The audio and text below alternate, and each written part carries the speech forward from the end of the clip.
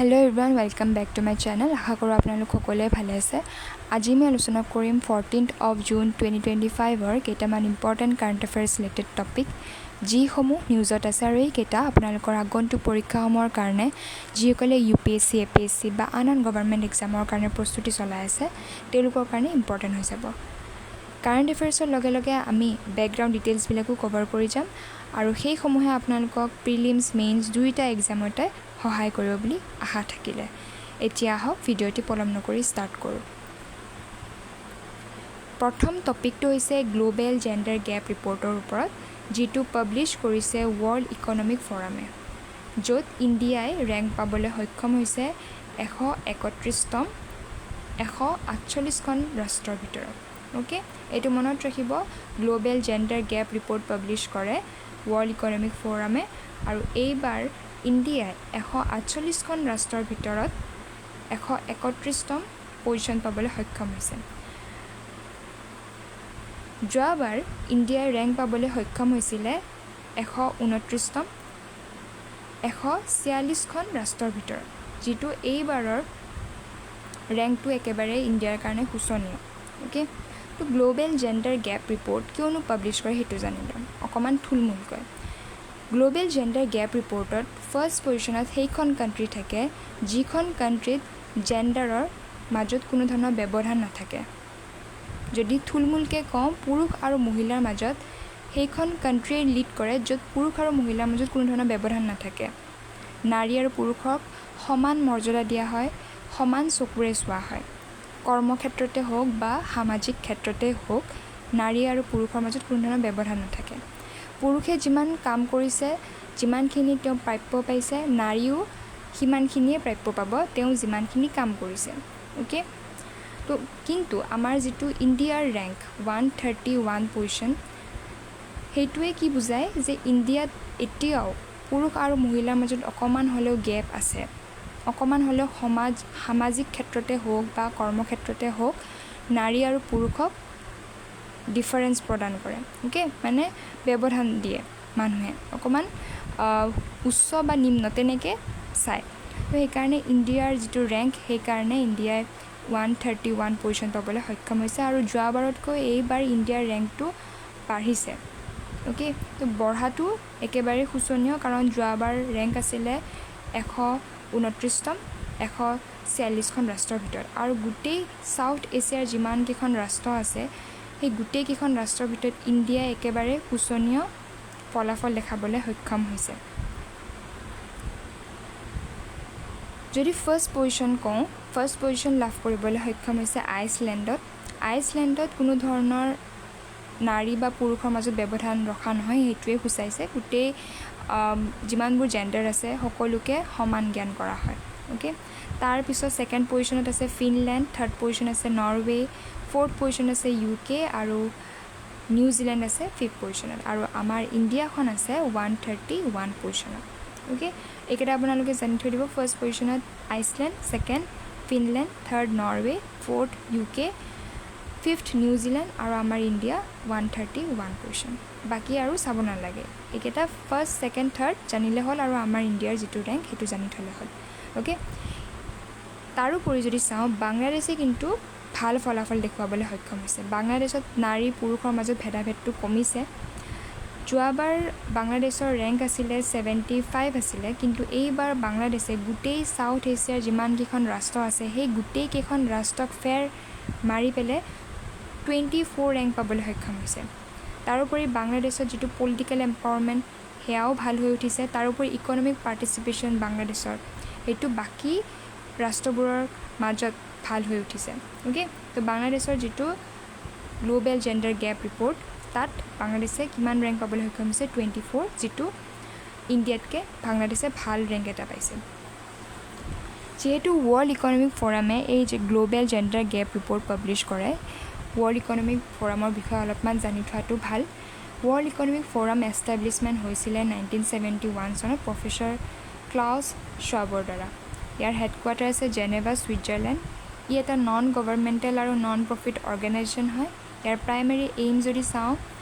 Business, government, academia, civil ছ'চাইটিৰ ফালৰ পৰা লিডাৰ্ছবোৰ একেলগ হৈ পেলাই ৱৰ্ল্ডখনক বিভিন্ন ক্ষেত্ৰত ৱৰ্ল্ডখনক যাতে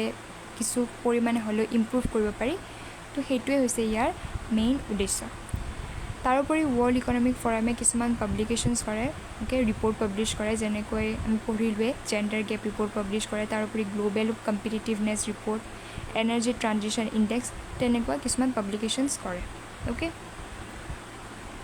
নেক্সট আহোঁ মেট্ৰৰ দামৰ ওপৰত মেট্ৰৰ দাম নিউজত আছে কাৰণ কিয় চিফ মিনিষ্টাৰ MK ষ্টেলিনে যিমানবোৰ ডেল্টা ৰিজনছ আছে সেই ডেল্টা ৰিজনবিলাকত মেট্ৰৰ দামৰ পানী স্লুইচ গেটৰ মাধ্যমেৰে খুলি দিবলৈ কোৱা হৈছে ইৰিগেশ্যনৰ কাৰণে ওকে খেতিপথাৰত পানী দিবলৈ কাৰণে তো মেট্ৰৰ দামৰ বিষয়ে জানি লওঁ যিহেতু ই নিউজত আছে মেট্ৰৰ দামৰ লোকেশ্যন যদি চাওঁ ই তামিলনাডুৰ চালেম ডিষ্ট্ৰিক্টত অৱস্থিত মেট্ৰ' নামৰ জেগাখিনি কোনখন ৰিভাৰৰ ওপৰত এই মেট্ৰৰ দাম বনিছে কাবেৰী ৰিভাৰৰ ওপৰত ইয়াৰ কনষ্ট্ৰাকশ্যন ইয়াৰ যদি চাওঁ 1925ত ইয়াৰ নিৰ্মাণ প্ৰণালী ষ্টাৰ্ট হৈছিলে আৰু 1934 চনত নিৰ্মাণ প্ৰণালী শেষ হয় হাইট যদি চাওঁ ইয়াৰ 65 মিটাৰ্ছ 214 মিটাৰ্ছ ওখ হাইটটো আৰু লেংথ 1700 মিটাৰ্ছ আৰু 5600 ফিট লেংথ হয় টাইপ যদি চাওঁ ই এটা গ্ৰেভিটি ডেম হয় meaning it holds back water by using the weight of material ইয়াত যিমানখিনি মেটেৰিয়েল এই ডেমটো নিৰ্মাণৰ সময়ত প্ৰয়োজন হৈছিল মেটেৰিয়েলছ মিনছ কনক্ৰিট হওক বা ষ্টোন এইবোৰক মেটেলছ বুলি কয় ওকে মেট্ৰ' ডামটো নিৰ্মাণ কৰাৰ ক্ষেত্ৰত এইবোৰ মেটেৰিয়েলছ ইউজ হৈছিলে এই মেটেৰিয়েলছবিলাকৰ যিমানখিনি ৱেইট ওকে তাৰ ক্ষেত্ৰত এই বেক ৱাটাৰী ধৰি ৰাখিব পাৰে ওকে মানে মেটেৰিয়েল যিমানখিনি ইয়াত লাগিছে বনাবলৈ সিমানখিনি ৱেইটৰ পানী ই ধৰি ৰাখিব পাৰে তো সেইকাৰণে গ্ৰেভিটি ডেম বুলি কয় যিমানখিনি মেটেৰিয়েল ইউজ হৈছে বা যিমানখিনি মেটেৰিয়েলৰ পৰিমাণ ৱেইটটো জুখি পেলাই যিমানখিনি মেটেৰিয়েলৰ পৰিমাণ এই ডেমটো বনাবলৈ ইউজ হৈছে সেই সিমানখিনি পানী সি ধৰি ৰাখিব পাৰে আৰু সেইকাৰণে ইয়াক গ্ৰেভিটি ডেম বুলি কোৱা হয় ওকে বুজি পালে নেক্সট ইয়াৰ পাৰপ'জ যদি চাওঁ ইয়াক এই ডেমৰ পানীখিনি ইৰিগেশ্যনৰ ক্ষেত্ৰত ব্যৱহাৰ কৰা হয় যিমানবোৰ তামিলনাডুৰ যিমানখিনি এগ্ৰিকালচাৰ এৰিয়া আছে সেই এৰিয়াবিলাকত ৱাটাৰ ছাপ্লাই কৰা হয় এই ডেমটোৰ পানীখিনিৰ দ্বাৰা তাৰোপৰি তামিলনাডুৰ আশে পাশে থকা ৰিজনবিলাকত ড্ৰিংকিং ৱাটাৰ ছাপ্লাই কৰা হয় ওকে টাউন আৰু চিটি এৰিয়াবিলাকত পাৱাৰ জেনেৰেশ্যন কৰা হয় হাইড্ৰ' ইলেক্ট্ৰিক পাৱাৰ ইলেক্ট্ৰিচিটি জেনেৰেট কৰা হয় ৰিজাৰ্ভিয়ৰ এটা আছে ষ্টেণ্ডলি ৰিজাৰ্ভিয়ৰ বুলি কয় য'ত পানী ৰিজাৰ্ভ সঞ্চয় কৰি ৰখা হয় one of the largest in south India আৰু এইটো যিটো ষ্টেণ্ডলি ৰিজাৰ্ভিয়ৰ যিটো মেট্ৰ' ডামৰ পৰা এই ষ্টেণ্ডলি ৰিজাৰ্ভিয়ৰটো বনোৱা হৈছে পানী সংৰক্ষণ বা সঞ্চয় কৰি ৰখা এটা ছিষ্টেম প্ৰণালী সেইটো গোটেই চাউথ ইণ্ডিয়াৰ ভিতৰত ই এটা লাৰ্জেষ্ট ৰিজাৰ্ভিয়ৰ বুলি কোৱা হয় হাইড্ৰ' ইলেক্ট্ৰিক ষ্টেচন যদি চাওঁ এই hydro' power plant is attach to the dam এটা হাইড্ৰ' পাৱাৰ প্লেণ্ট বনোৱা হৈছে এই ডেমটোৰ লগতে generating electricity for the region তামিলনাডুৰ আশে পাশে থকা চিটি বা টাউন এৰিয়াবিলাকত ইলেক্ট্ৰিচিটি পঠিয়াবলৈ এই হাইড্ৰ' পাৱাৰ প্লেণ্টটো ব্যৱহাৰ কৰা হয় ইয়াৰ যদি ছিগনিফিকেঞ্চ চাওঁ ছিগনিফিকেঞ্চ হৈছে it is one of the oldest and largest dams in India এটা পুৰণি আৰু ডাঙৰ ডেমৰ ভিতৰত ইয়াক ধৰা হয় plays a major role in the Kaveri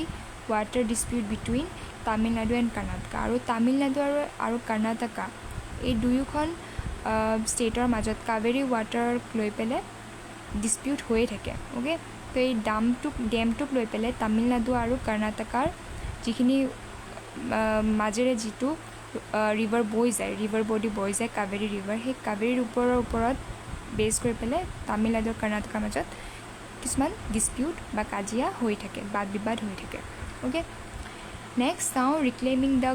golden hour how technology can help beat traffic and save lives এইটো এটা এডিটৰিয়েল হয় অথৰৰ নাম মই মেনশ্যন কৰা নাই এইটো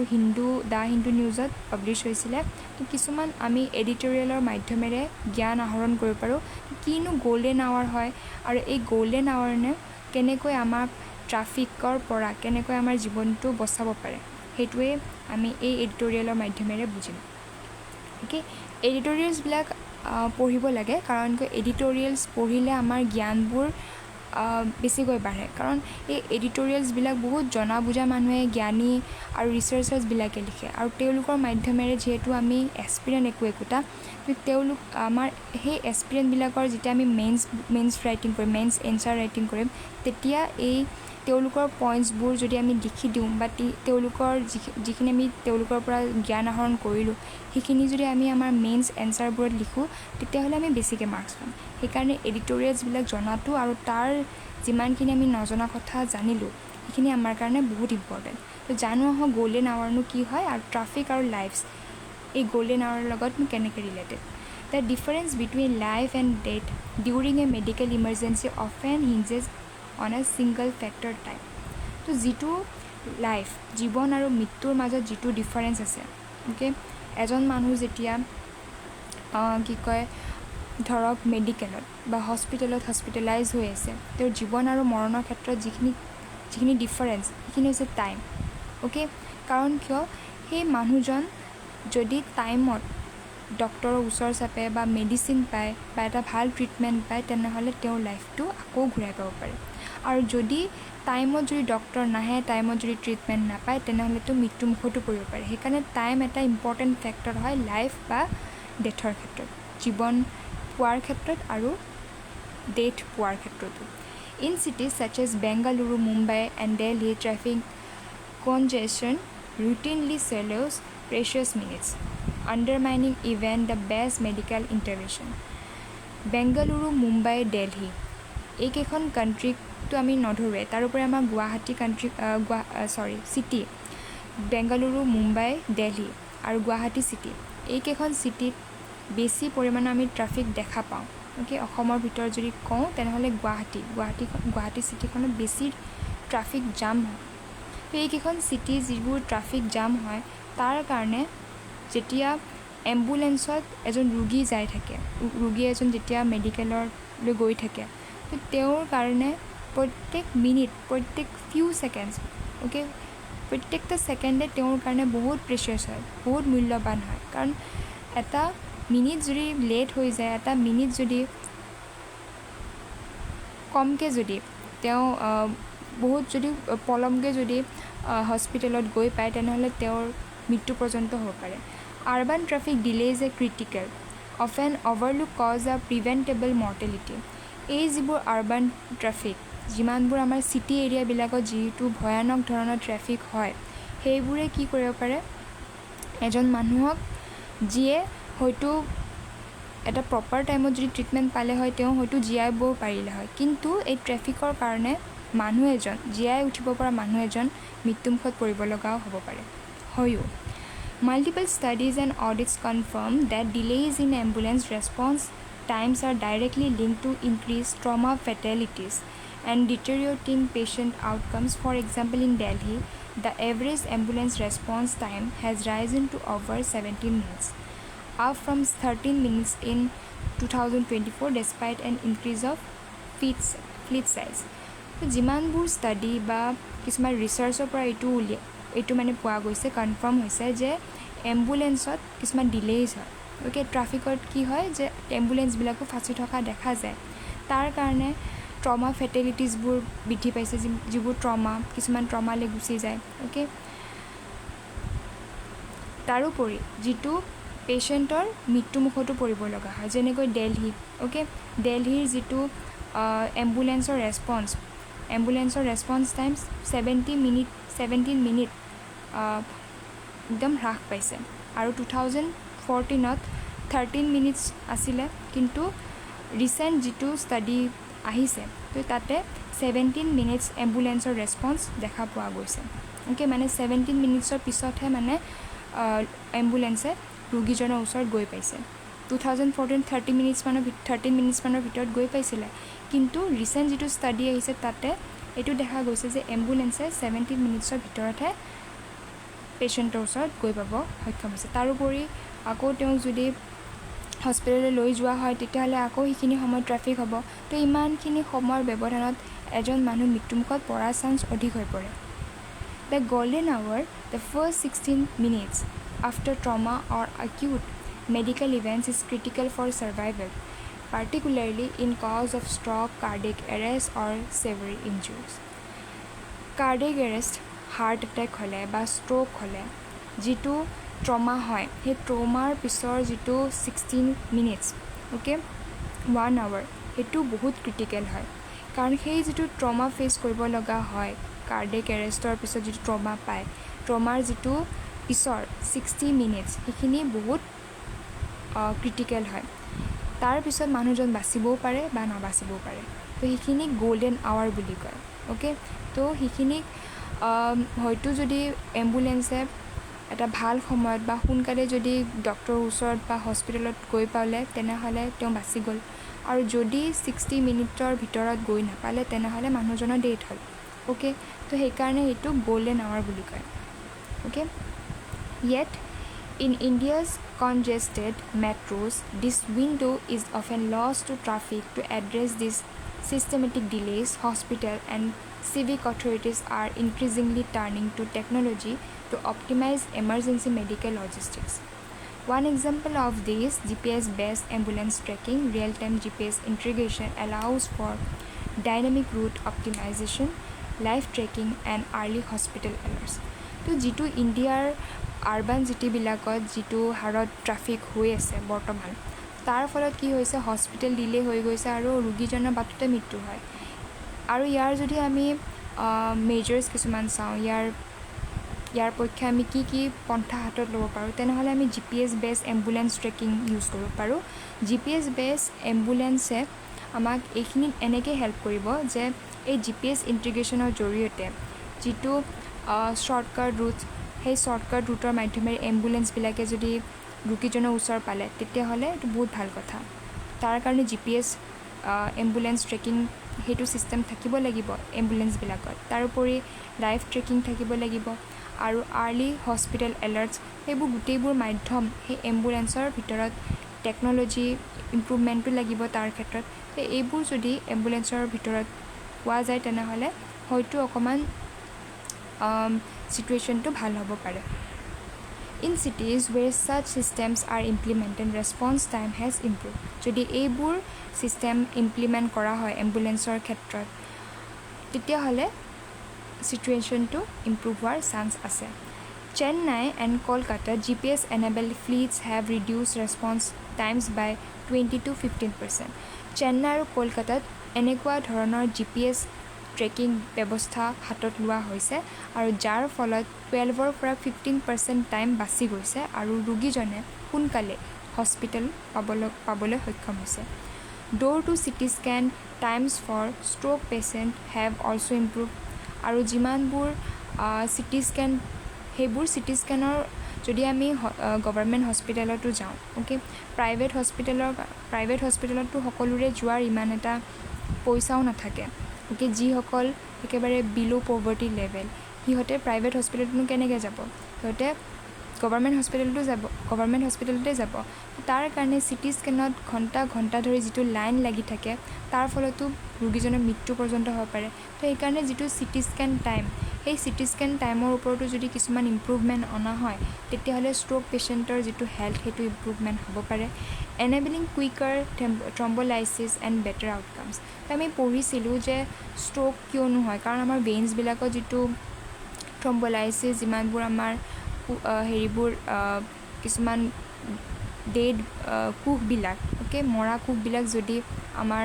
শিৰা উপশিৰাবিলাকত লাগি ধৰে ওকে তো তেতিয়াহ'লে আমাৰ ষ্ট্ৰোক হোৱাৰ বেছিকৈ চান্স থাকে তাৰোপৰি যিটো চিম্বলাইচিছ এটা মেডিচিন বা এটা থেৰাপি ওলাইছিলে তাৰ ফলত ষ্ট্ৰোকবোৰ কমকৈ হোৱা দেখা যায়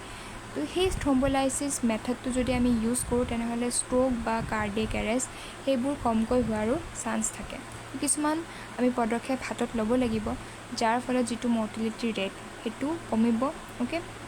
Signal override system, another intervention is traffic signal preemption. Pilot projects have demonstrated that traffic signals override system. কিছুমান এনেকুৱা ট্ৰাফিক ছিগনেল দিয়া হয় যাৰ ফলত কিছুমানে হয়তো ট্ৰাফিক ছিগনেলছ ফ'ল' নকৰে আৰু যিটো পাইলট প্ৰজেক্টৰ যিটো ট্ৰাফিক ছিগনেল অভাৰৰাইড কৰে সেইটো আমি ছিষ্টেমটো হাতত ল'ব লাগিব ৱেৰ এম্বুলেঞ্চেছ অট'মেটিকেলি ট্ৰিগাৰ গ্ৰীণ লাইনছ আৰু য'ত এম্বুলেঞ্চবোৰ থাকে তাত গ্ৰীণ লাইটটো সোনকালে দিয়াৰ ব্যৱস্থা কৰিব লাগিব কেন ৰিডিউচ এনাৰ্জি টাইমছ আৰু কেন ৰিডিউচ জাৰ্ণি টাইমছ আৰু সেই জাৰ্ণি টাইমটো কমাবলৈ যদি এম্বুলেঞ্চৰটো চাইৰেনটো সকলোৱে শুনা পায় তো সেই চাইৰেনটোৰ ওপৰত বেছ কৰি পেলাই গ্ৰীণ লাইটটো যদি সেই ৰাস্তাটোত এম্বুলেঞ্চ আছে তেতিয়াহ'লে গ্ৰীণ লাইটটো সোনকালে দিয়াৰ ব্যৱস্থা কৰিব লাগিব অ'কে তাৰ ফলত কি হ'ব যিটো জাৰ্ণি টাইম সেইটো কমি যাব however only a few urban intersections in India are currently equipped for such digital intervention তো ইণ্ডিয়াৰ গোটেইবোৰ চিটি এৰিয়াত এনেকুৱা ইণ্টাৰভেনশ্যনছ বা এনেকুৱা পদ্ধতি এইবোৰ পন্থা অৱলম্বন কৰা নাই কিছু সংখ্যক চিটি বা টাউনতহে এইবোৰ পন্থা হাতত লোৱা হৈছে যেনেকৈ কলকাতা হওক বা চেন্নাই হওক অ'কে আমাৰ গুৱাহাটীতো তেনেকুৱা পন্থা অৱলম্বন কৰাই নাই যাৰ কাৰণে এইবোৰ পন্থা হাতত লোৱাৰ চান্স আহিয়ে পৰিছে okay bike ambulances is gridlocked or narrow urban zones has proven invaluable যিবোৰ বাইক এম্বুলেঞ্চছো ব্যৱহাৰ আমি কৰিব পাৰোঁ বাইক এম্বুলেঞ্চ যদি ব্যৱহাৰ কৰোঁ তেনেহ'লে যিমানবোৰ নেৰো আৰ্বান জ'নছ আছে ঠেক যিমানবোৰ টাউন বা চিটি এৰিয়াজ আছে তাৰলৈকে সোনকালে বাইক এম্বুলেঞ্চবোৰ যদি আমি প্ৰভাইড কৰোঁ তেনেহ'লে তেওঁলোকে সোনকালে পেচেণ্টৰ ওচৰত গৈ পাব পাৰিব অ'কে আণ্ডাৰ কৰ্ণাটকাছ প্লেটিনাম 10 মিনিটছ তো গল্ডেন 10 মিনিটছ কি আমি পঢ়িলোঁ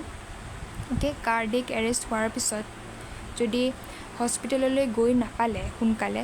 তেতিয়া কি হ'ব যদি বাই চান্স ট্ৰমা হৈ যায় ট্ৰমাৰ পিছৰ যিটো 60 মিনিটছ সেইটো গল্ডেন আৱাৰ্ছ বুলি কয় কাৰণ সেইটোতে মানুহজনৰ লাইফটো সেই মানুহজন মৰিব নে জীয়াব সেইটোৰ ওপৰতে বেছ কৰে সেইকাৰণে ইয়াক গল্ডেন টাইম বুলি কয় কিন্তু যিটো প্লেটিনাম 10 মিনিটছ সেইটো কি হয় এইটো জানি লওঁ প্লেটিনাম 10 মিনিটছ এইটো কোনে ইনিচিয়েটিভটো হাতত লৈছে কৰ্ণাটকাই অ'কে তো এই প্লেটিনাম 10 মিনিটছৰ দ্বাৰা bike ambulance were first responders in 1/3 of trauma causes in Bengaluru তো বেংগালুৰু যিমানবোৰ ট্ৰমা কেছেছ হৈ আছে তাতে এই বাইক এম্বুলেঞ্চ ব্যৱহাৰ কৰি পেলাই যিটো 1/3 যিমানবোৰ ট্ৰমা কেছেছ আহি পৰিছে বেংগালুৰুৰ আণ্ডাৰত তাত কিন্তু ফাৰ্ষ্ট ৰেছপণ্ডাৰ হিচাপে বাইক এম্বুলেঞ্চবোৰ ব্যৱহাৰ কৰা হৈছে with a median arrival time of 6 minute আৰু সেই বাইক এম্বুলেঞ্চেছবোৰ যিমানবোৰে কাৰ্ডিয়েক এৰেষ্ট হওক অ'কে হাৰ্ট এটেক হওক যিকোনো ধৰণৰ trauma cases okay severe injuries হওক তো এইবোৰ পেচেণ্টৰ ওচৰত বাইক এম্বুলেঞ্চৰ জৰিয়তে 6 মিনিটৰ ভিতৰত পেচেণ্টৰ ওচৰত গৈ পোৱা গৈছে less than half the traditional ambulance যিমানবোৰ আমাৰ ট্ৰেডিশ্যনেল ভেনৰ নিচিনা যিমানবোৰ এম্বুলেঞ্চ আছে সেই এম্বুলেঞ্চৰ ক্ষেত্ৰতকৈ বাইক এম্বুলেঞ্চে বহুত কম সময়ৰ ভিতৰত পেচেণ্টৰ ওচৰত গৈ পাবলৈ সক্ষম হৈছে early stabilization in such cases has been life saving তো এনেকুৱা যদি আমি কিছুমান পন্থা হাতত ল'ব পাৰোঁ তেনেহ'লে সঁচাকৈ মানুহৰ জীৱন এটা বচোৱা যাব despite technological advance several barriers persist one of this inadequate infrastructure fewer than 1 in 5 urban traffic signals can support override system most still rely on manual or time-based control তো কিছুমান যদি আমি টেকনলজিকেল এডভান্সমেণ্ট যদি আমি হাতত লওঁ okay technology GPS যদি trekker আমি এম্বুলেঞ্চত লগাই দিওঁ বা যিটো ৰুটত এম্বুলেঞ্চখন আছে তাত যদি ট্ৰেফিক জেম হৈ আছে সেইটো ৰাস্তাত আমি যদি গ্ৰীণ লাইটটো সোনকালেই দিবলৈ চেষ্টা কৰোঁ তেতিয়াহ'লে এম্বুলেঞ্চখন সোনকালেই গৈ পাব তাৰোপৰি এনেকুৱা বাইক এম্বুলেঞ্চৰ ব্যৱহাৰ যদি কৰোঁ তেনেহ'লে মানুহ এজনৰ বা বিভিন্ন মানুহ যিটো ট্ৰাফিক জেমৰ কাৰণে নিজৰ লাইফটো মৃত্যু পৰ্যন্তলৈ ঠেলি দিয়া যায় তো সেই মানুহবিলাকৰ লাইফটো কেইদিনমানৰ হ'লে এনেও হ'লে মানুহটো মৰিবই কিন্তু কেইদিনমানৰ হ'লেও কাৰণে মানুহজন বাচিব পাৰে okay this apart there are technology gaps as well তো আমাৰ যিখিনি প্ৰব্লেম হৈ আছে সেই প্ৰব্লেমবোৰৰ ক্ষেত্ৰত টেকনলজি গেপো আহি পৰে যেনেকৈ GPS signal loss uncharged devices and software glitches can cause further delays যদি আমি GPS ট্ৰেকাৰটো বহুৱালোঁ এম্বুলেঞ্চত কিন্তু GPSৰ ছিগনেল যদি নাপায় তেতিয়া কি হ'ব ডিভাইচবিলাকো আমাৰ চাৰ্জৰ নাথাকে অ'কে ছফ্টৱেৰ গ্লিচ কিছুমান হৈ পৰে তাৰ ফলতো এই টেকনলজিকেল গেপছৰ ক্ষেত্ৰতো মানুহ এজন মৃত্যুমুখত পৰা দেখা যায় another barrier is public apathy Surveys indicate that 62% of ambulance drivers report motorists refusing to yield, and 45% have to personally request drivers to make way at least once a week. তো আমি কি কৰিব লাগিব, আমি অকল চৰকাৰে এইবোৰ পন্থা হাতত ল'লে নহ'ব। টেকন'লজি ডেভেলপমেণ্ট বা গ্ৰীণ ছিগনেল সোনকালে কৰোৱা, বাইক এম্বুলেঞ্চ ব্যৱহাৰ কৰা, এইবোৰ চৰকাৰে হাতত ল'লে নহ'ব। আমাৰ সকলো জনসাধাৰণৰ সকলোৰে এটা নিজৰ কৰ্তব্য আছে। যদি পিছফালে এম্বুলেঞ্চ আহি থাকে তেতিয়া আমি নিজে আগতে যাবলৈ নাচাই পেলাই এম্বুলেঞ্চক বাট এৰি দিব লাগে। অ'কে, কাৰণ সেই এম্বুলেঞ্চখনত হয়তো কাৰোবাৰ আটাইতকৈ মৰমৰ মানুহ এজন আছে যিয়ে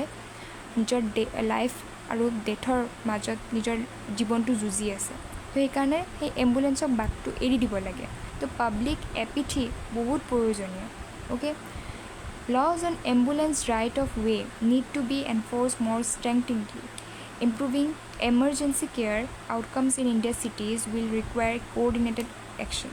Time is the most critical element in emergency treatment. আৰু এই যিটো ইমাৰ্জেঞ্চি ট্ৰিটমেণ্ট তাৰ ক্ষেত্ৰত টাইম সঁচাকৈ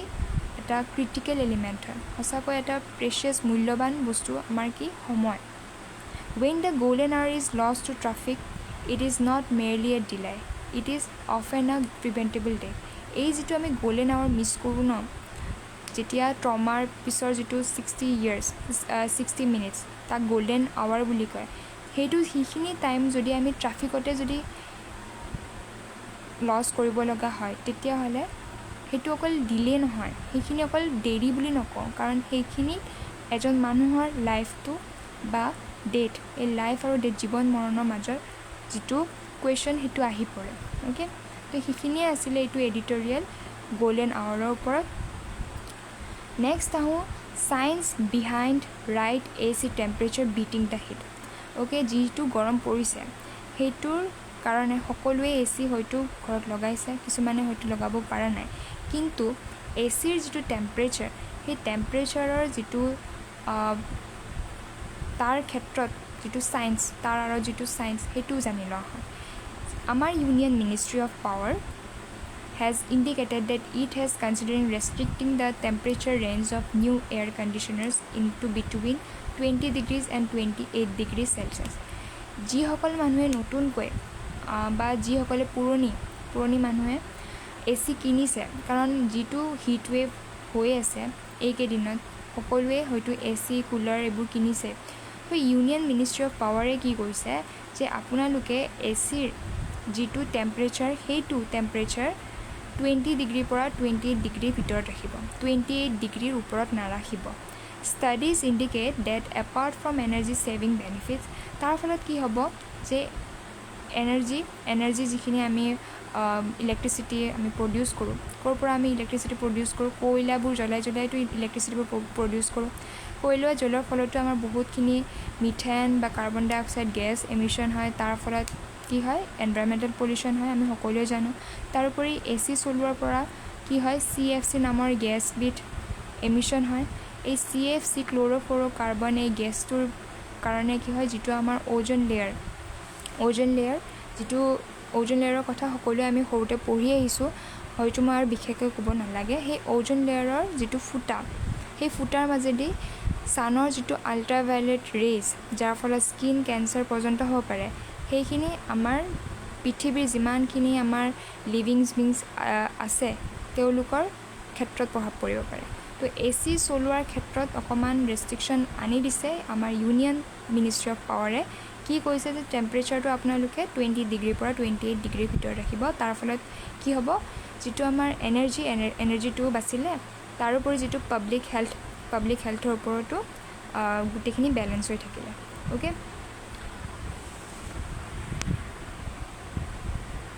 যিটো ইনডোৰ AC টেম্পাৰেচাৰ সেইটো কিমানৰ পৰা ৰাখিব দিছে 24 ডিগ্ৰী চেলচিয়াছৰ পৰা 26 degree Celsius. Okay, this range balance comfort energy savings and health. আৰু এইখিনি 28ৰ যদি আমি ওপৰত ৰাখিলোঁ তেনেহ'লে আমাৰ হেল্থৰ ওপৰতো কনচাৰ্ণ আহি পৰিব। আমি যদি 28লৈকে বা 20ৰ পৰা 28 ডিগ্ৰী চেলচিয়াছৰ ভিতৰত টেম্পাৰেচাৰটো ৰাখোঁ তেনেহ'লে কি হ'ব যে আমি আৰামদায়ক ধুনীয়া এটা ACৰ যিটো কুলিং ফেচিলিটি সেইখিনিও আমি ভালকৈ ল'ব পাৰিম। তাৰোপৰি কি হ'ব এনাৰ্জি ছেভিঙো হ'ব। অ'কে, ইলেক্ট্ৰিচিটি যিটো এনাৰ্জি সেইখিনি বাচি যাব তাৰ উপৰি হেল্থৰ ওপৰতো আমাৰ ইমান এটা ইম্পেক্ট নপৰে body comfort zone human body feels most comfortable around 25 degree Celsius তো 25 ডিগ্ৰী চেলচিয়াছৰ যদি আমি এচিৰ টেম্পাৰেচাৰটো ৰাখোঁ সেইখিনি আমাৰ হিউমেন বডিয়ে সেইখিনিয়ে ভাল পায় which avoids too much heat loss or gain okay Energy efficiency sound lowering the AC temperature below 22 degrees Celsius increases electricity consumption by 6 to 10% per degree.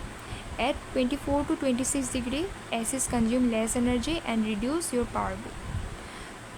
যদি আপোনালোকে 22 ডিগ্ৰী চেলচিয়াছৰ ভিতৰত যদি ৰাখে তেতিয়াহ'লে এচিৰ যিটো টেম্পাৰেচাৰ সেইটো কি হ'ব ল' হ'ব আৰু যিটো ইলেক্ট্ৰিচিটি কনজাম কৰিব তো সেইটো কিমান পাৰ্চেণ্টৰ পৰা কৰিব 6ৰ পৰা 10% ভিতৰত কৰিব কিন্তু যদি আপোনালোকে 24ৰ পৰা 26 ডিগ্ৰী চেলচিয়াছ ইমানখিনি ভিতৰত এচিৰ টেম্পাৰেচাৰটো ৰাখে তেতিয়াহ'লে এচিয়ে কি কৰিব লেছ এনাৰ্জি মানে এনাৰ্জি কমকৈ কনজিউম কৰিব আৰু তাৰ ফলত কি হ'ব আপোনালোকৰ যিটো ইলেক্ট্ৰিচিটি বিল সেইটো কমকৈ আহিব অ'কে 24ৰ পৰা 26 ডিগ্ৰী চেলচিয়াছৰ ভিতৰত ৰাখিলে হেল্থ আৰু ইমিউনিটিৰ ভিতৰত যদি চাওঁ টু ল' এচি টেম্পাৰেচাৰ যদি আপোনালোকে টেম্পাৰেচাৰ 18ৰ পৰা 20 ডিগ্ৰী চেলচিয়াছৰ ভিতৰত ৰাখে তেনেহ'লে এচি টেম্পাৰেচাৰৰ ফলত কি হ'ব পাৰে এইখিনি টেম্পাৰেচাৰৰ ভিতৰত ৰাখিলে স্কিনখন ড্ৰাই হ'ব থ্ৰোট ইৰিগেশ্যন গলত অকণমান আনকমফৰ্টেবল ফিল হ'ব কাহো হ'ব পাৰে ৰেছপিৰেটৰী ইছ্যুজ হ'ব পাৰে উশাহ নিশাহ লোৱাত প্ৰব্লেম হ'ব পাৰে উইকেণ্ড ইমিউনিটি আমাৰ যিটো ইমিউনিটি ছিষ্টেম আমাৰ যিটো শক্তি সেইখিনি আমাৰ ভাগৰুৱা টাইপ লাগিব পাৰে ফ্ৰম ছাডেন টেম্পাৰেচাৰ চেঞ্জেছ কাৰণ টেম্পাৰেচাৰটো চেঞ্জ হৈ গ'ল ন কাৰণ আমি এটা নৰ্মেল টেম্পাৰেচাৰত আমি থাকোঁ গৰমে হওক বা ঠাণ্ডাত যদি গৰমটো বাঢ়ি যায় তেতিয়াও আমাৰ প্ৰব্লেম হয় বা ঠাণ্ডাটো যদি একেবাৰে কমি যায় তেতিয়াও আমাৰ প্ৰব্লেম হয় সেইকাৰণে যদি ঠাণ্ডাটো বেছিকৈ টেম্পাৰেচাৰটো বেছিকৈ যদি কমি যায় তেতিয়াহ'লে আমাৰ ড্ৰাই স্কিনো হ'ব পাৰে থ্ৰোট ইৰিটেশ্যন এইবোৰ প্ৰব্লেম হ'ব পাৰে অ'কে টেম্পাৰেচাৰটো চেঞ্জ হোৱাৰ ফলত সেইকাৰণে এচি যদি লয় তেতিয়াহ'লে তাৰ টেম্পাৰেচাৰটো 24ৰ পৰা 26 ভিতৰত ৰখাটো ভাল অ'কে তাৰ ওপৰতো ৰাখিব নালাগে তাৰ ফলত কি হ'ব যদি আপোনালোকে 24 ডিগ্ৰী চেলচিয়াছ বা 25 ডিগ্ৰী চেলচিয়াছৰ ভিতৰত ৰাখে 26 ডিগ্ৰী চেলচিয়াছৰ ভিতৰত ৰাখে তেতিয়াহ'লে আপোনালোকৰ টোপনিটোও ভাল হ'ব কাৰণ বেছি ক'ল্ডে বেছিকৈ যদি ঠাণ্ডা বেছি একেবাৰে মাইনাছত কৰি দিয়ে তেতিয়াহ'লে শ্লিপ চাইকেলটো ডিষ্টাৰ্ব কৰিব পাৰে বেছি ঠাণ্ডা লাগিব পাৰে অ'কে তাৰ ফলত বেমাৰ আজাৰ হ'ব পাৰে আৰু যদি বেছিকৈ ৱাৰ্ম হয় অ'কে তেতিয়াহ'লে কি হ'ব পাৰে আপোনালোকৰ ৱাৰ্ম হ'লেতো আমি ক'বই নালাগে সেইটো গৰম লাগিব আৰু ডিছকমফৰ্ট ফিল হ'ব এইখিনিয়ে আছিলে আমাৰ এচিৰ যিটো টেম্পাৰেচাৰ সেইটোৰ ওপৰত ইউনিয়ন মিনিষ্ট্ৰী অফ পাৱাৰে কিছুমান গাইডলাইনছ প্ৰদান কৰিছে যিহেতু হিট ৱেভ পৰিছে হিট ৱেভৰ ফলত মানুহ বহুতে এচি বা কুলাৰ ইউজ কৰিছে আৰু সেইকাৰণে এচিৰ যিটো টেম্পাৰেচাৰ তেওঁ কমাই চলিবলৈ কৈছে যিটো ৰেঞ্জ এটা ধৰি দিছে সেইটো ৰেঞ্জ যদি আপোনালোকে চলে তেনেহ'লে আপোনালোক কমফৰ্টেবল আৰু ইলেক্ট্ৰিচিটি বিলো বেছি নাহে এনাৰ্জি কনজাম্পশ্যনো বেছি নহয় অ'কে নেক্সট টপিকলৈ আহোঁ যিটো ৰিচেণ্ট আমাৰ এটা ইনচিডেণ্ট হৈ গ'ল আহমেদাবাদ প্লেন ক্ৰেছৰ ওপৰত অ'কে তো আহমেদাবাদ প্লেন ক্ৰেছৰ ওপৰত আপোনাৰ সকলোৱে জানিলে কিমানজন মানুহ মৰিলে বা কিমানজন কাৰ কি হ'ল বেছিভাগ আমাৰ মেডিকেল যিমানবোৰে পঢ়ি আছিলে গুজৰাটত তেওঁলোকৰ লাইফ বা যিমানবোৰে লণ্ডনলৈকে গৈ আছিলে তেওঁলোকৰ লাইফ সঁচাকৈ বহুত দুখৰ স্থিতি কাৰণ তেনেকুৱা হ'বলৈ নালাগিছিলে কিন্তু সেইখিনি আমাৰ এক্সামত নাহে আমাৰ এক্সামত আহিব যে এই যিবোৰ প্লেন ক্ৰেছ হৈ আছে এক্সিডেণ্ট হৈ আছে বিশেষকৈ যেতিয়া টেক অফ কৰে বা যেতিয়া লেণ্ডিং কৰে অ'কে যেতিয়া এৰোপ্লেনখন উৰিবলৈ লয় তেতিয়াই কিয় বেছিকৈ ইয়াৰ এক্সিডেণ্টবোৰ হয় বা যেতিয়া লেণ্ডিং কৰাৰ সময়তে কিয় এক্সিডেণ্টবোৰ বহুত বেছিকৈ হৈ আছে সেইটো আমি কাৰণটো জানিব লাগিব critical phases of flight take off and landing make up only 10% of flight time but account for over 80% of accident okay these are most complex and high risk parts of a flight যেতিয়া এখন plan উৰিবলৈ লয় বা যেতিয়া এখন flight নামিবলৈ লয় সেইখিনি পাৰ্ট বহুত প্ৰব্লেমেটিক হয় বহুত হাই ৰিস্কি হয় যদি ল' এল্টিটিউড বা লেছ ৰিয়েকশ্যন টাইম যদি ল' এল্টিটিউড হয় তেনেহ'লে ৰিয়েকশ্যন টাইমো কমেই হয় এট ল' এল্টিটিউডছ pilots have very little time and space to recover from problems, engine failure, bird strike. Okay, তো যেতিয়া লো এল্টিটিউড বিলাকত থাকে, ওকে, প্লেন এখন যেতিয়া লো এল্টিটিউড এৰিয়াত থাকে তেতিয়া পাইলটৰ টাইমখিনি বহুত কম হয়। ওকে, যদি ইঞ্জিন ফেইলিয়ৰ হৈ যায় বা চৰাই এটা উৰি আহি পেলাই প্লেনত ক্ৰেছ কৰিলে বা ষ্ট্ৰাইক কৰিলে, তেতিয়া সেই লো এল্টিটিউড এৰিয়াবিলাকত পাইলটৰ ওচৰত বৰ বেছি সময় নাথাকে ৰিকভাৰ কৰিবৰ কাৰণে। Okay, high workload for pilots, তাৰোপৰি যদি পাইলটবিলাকে ৱৰ্কলোড বেছিকৈ কৰিছে তাৰ ফলতো কি হ'ব পাৰে যে প্লেন ক্ৰেছ হোৱাৰ চান্স থাকিব পাৰে। Pilots manage speed, angles, flaps, gear, air traffic, weather quickly. আৰু পাইলটে কি মেনেজ কৰিব লগা হয়, যিটো এৰোপ্লেনখনৰ স্পীড কেনেকুৱা এংগলত যাব লাগিব, কেনেকৈ গিয়াৰটো কেনেকৈ চলাব লাগিব, এয়াৰ ট্ৰেফিক, ৱেডাৰ, এইবিলাক গোটেইবোৰ তেওঁৰ ওপৰত ৱৰ্কলোডবোৰ আহি যায়। তাৰ ফলতো এই গোটেইবোৰ যিহেতু তেওঁ অকলে বা তেওঁৰ লগত থকা মানুহজনে যিহেতু মেনেজ কৰিব লগা হয়, তাৰ ফলতো কিছুমান বিজুতি বা কিছুমান প্ৰব্লেম আহি যাব পাৰে। ৰিস্কৰ যিহেতু কাম হয়, সেইকাৰণে প্লেন ক্ৰেছবোৰ হোৱা দেখা যায়। হিউমেন এৰৰ ইজ মোৰ likely when multitasking under pressure, যেতিয়া মানুহৰ এইবোৰ কিছুমান কাৰণত ভুল হৈ যায়। কাৰণ কিয়, এজন বা দুজন মানুহে যেতিয়া বহুতকেইটা কামৰ ভাৰ ল'ব লগা হয় ইমানবোৰ প্ৰেছাৰৰ আণ্ডাৰত, সেইকাৰণে কিছুমান মানুহৰ নিজৰ ভুলৰ কাৰণেও প্লেন ক্ৰেছ হোৱাৰ চান্স থাকে। তাৰোপৰি engine stress, engine works hardest during take off. Okay, increasing the risk of technical failure, technical ফেইলিয়ৰো হ'ব পাৰে, কাৰণ মানুহজনকে অকল দুখ দিলে নহ'ব, টেকনিকেল ইছ্যুজ থাকিব পাৰে। অ'কে, ইঞ্জিনৰ ভিতৰতো কিছুমান প্ৰব্লেম থাকিব পাৰে, তো তাৰ ফলত হয়তো প্লেন ক্ৰেছ হোৱাৰ চান্স আহি পৰে। Wind shear and weather condition, sudden changes in wind speed, যদি উইণ্ডৰ স্পীডটো যদি হঠাতে চেঞ্জ হৈ যায় বা উইণ্ড শ্বেয়াৰ বা যিটো ডাইৰেকশ্যন নিয়াৰ দ্য গ্ৰাউণ্ড, এইবোৰ যদি উইণ্ডৰ যিটো স্পীডটো ইফাল সিফাল যদি হৈ যায় বা ৱেডাৰ কণ্ডিশ্যনৰ তৎক্ষণাতে যদি বতৰটো চেঞ্জ হৈ যায়, তেতিয়া কি হ'ব পাৰে যে যিটো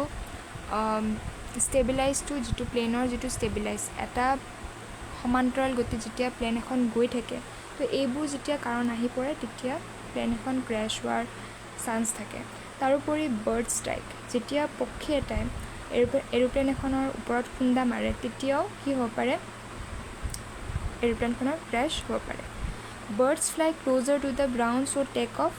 and landing zones are more prone to bird collisions, damaging engines or windshields. তো বাৰ্ড ষ্ট্ৰাইক কৰাৰ ফলত কি হ'ব পাৰে, ইঞ্জিনৰ ডেমেজ আহি যাব পাৰে, ইঞ্জিন ডেমেজ হ'ব পাৰে, যিটো উইণ্ডশ্বিল্ডছ তাৰ ওপৰতো প্ৰব্লেম আহিব পাৰে। ৰানৱে কণ্ডিশ্যনছ, যদি এৰোপ্লেন, আমিতো সকলোৱে দেখা পাইছোঁ ৰানৱে কেনেকুৱা হয়। অ'কে, তো ৰানৱে কণ্ডিশ্যন যদি বেয়া হয়, তিতি থকা হয়, শ্বৰ্ট হয় বা পুৰলি মেইনটেইন কৰা হয়, তেতিয়াহ'লে শ্লিপিং হোৱাৰ চান্স থাকে। অ'কে, তাৰ ফলত কি হয়, এই যেতিয়া টেক অফ কৰে এৰোপ্লেনখন, তেতিয়া প্ৰব্লেম আহি পৰে। কাৰণ যিটো ৰানৱেটো যোনটো ৰাস্তা বা যোনটো সেইটো সদায় প্ৰপাৰ মেইনটেইন কৰা হ'ব লাগে, তেতিয়াহে প্লেনখন ভালকৈ টেক অফ কৰিব পাৰিব বা ভালকৈ লেণ্ড কৰিব পাৰিব। Air traffic congestion, airport are busy during this phases, mistakes in air traffic control or pilot miscommunication can cause runway incursions or near collisions. তো এয়াৰপৰ্টত যিমানবোৰ এয়াৰ ট্ৰেফিক কণ্ট্ৰল আছে বা পাইলটৰ মাজত হয়তো মিছকমিউনিকেশ্যন হ'ব পাৰে, ভুল যোগাযোগ হ'ব পাৰে, তাৰ ফলতো কি হ'ব পাৰে, এয়াৰ ট্ৰেফিক কনজেশ্যনৰ ফলত প্লেন ক্ৰেছ হ'ব পাৰে। Humidity control, right AC temperature also helps control indoor humidity. Keep it around 40 to 60%, preventing mold and discomfort. আৰু যিটো এৰোপ্লেনৰ ভিতৰত যিটো AC টেম্পাৰেচাৰ, সেই AC টেম্পাৰেচাৰটো সদায় 40 পৰা 60% ৰাখিব লাগে। তাৰ ফলত যদি ইফাল সিফাল হৈ যায়, তাৰ ফলতো কিছুমান বিজুতি আহিব পাৰে আৰু প্লেন ক্ৰেছ হোৱাৰ চান্স থাকে। Thermal shock prevention, if indoor AC temperature is too low and you suddenly go out into the hot sun, it may cause thermal shock or heat stress to your body. যদি এৰোপ্লেনৰ ভিতৰৰ AC টেম্পাৰেচাৰটো বহুত কম হয় okay আৰু এৰোপ্লেনখন যদি সূৰ্যৰ ওচৰ একেবাৰে গৰম এৰিয়াৰ কাষেৰে যদি যায় তেতিয়াহ'লে কি হ'ব পাৰে থাৰ্মেল শ্বক হ'ব পাৰে বা হিট ষ্ট্ৰেছ আহিব পাৰে এনভাইৰমেণ্টেল ইম্পেক্টটো হ'ব পাৰে higher AC temperature reduce greenhouse gas emission by using less electricity and lowering the load for power plant okay যিটো এচিৰ যিটো টেম্পাৰেচাৰ সেইটো কি হ'ব পাৰে গ্ৰীণ হাউচ গেছ এমিশ্যন কৰিব পাৰে আৰু তাৰ ফলত লেছ ইলেক্ট্ৰিচিটি জেনেৰেট হ'ব পাৰে তাৰোপৰি চাওঁ হওক মেকানিকেল ইছ্যুজ কিছুমান হ'ব পাৰে যেনেকৈ landing gear not retracting engine thrust problem ইঞ্জিনৰ ওপৰতো কিছুমান প্ৰব্লেম আহিব পাৰে ভিজিবিলিটি প্ৰব্লেমছ আহিব পাৰে লেণ্ডিং ডিউৰিং ফগ যদি প্লেনখন ফগ বা কুঁৱলী যেতিয়া হৈ থাকে কুঁৱলী পৰাৰ সময়ত যেতিয়া প্লেনখন লেণ্ডিং কৰে তেতিয়াও হয়তো একো দেখা নাপাব পাৰে ৰেইন হৈ থাকিলে বা ৰাতিৰ সময়ত যেতিয়া প্লেন এখন লেণ্ড কৰে যদি লাইট একো নাথাকে তেতিয়াও কি হ'ব পাৰে যে ভিজিবিলিটিৰ কাৰণে লোৱাৰ ভিজিবিলিটিৰ কাৰণে প্লেন ক্ৰেছ হোৱাৰ চান্স থাকে how we know' the reason for a plane crash হোৱাৰ কি ৰিজন অ'কে আমি কেনেকৈ জানো প্লেন ক্ৰেছ হোৱাৰ কি ৰিজন আমি গম পালোঁ এতিয়া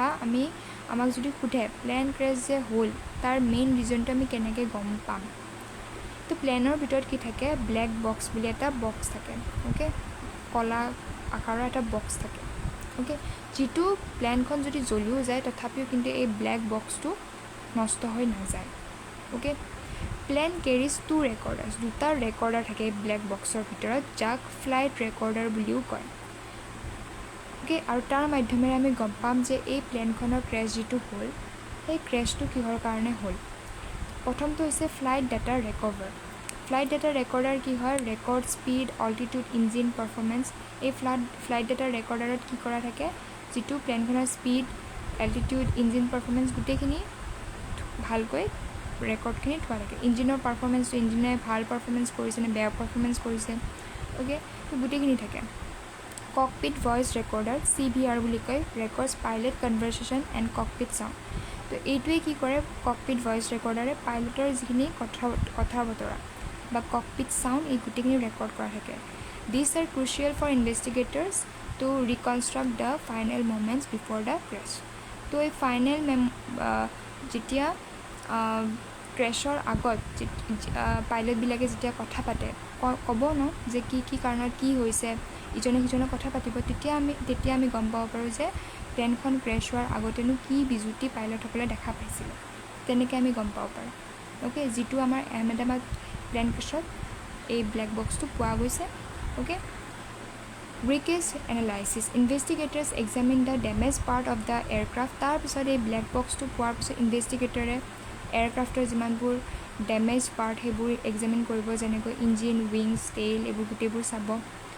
fine signs of fire explosion mechanical failure bird strike structural damage radar okay বাৰ্ডে কিবা ষ্ট্ৰাইক কৰিছিলে নেকি গোটেইবোৰ চাব ৰেডাৰবিলাক চাব গোটেইবোৰ ইনভেষ্টিগেশ্যন কৰিব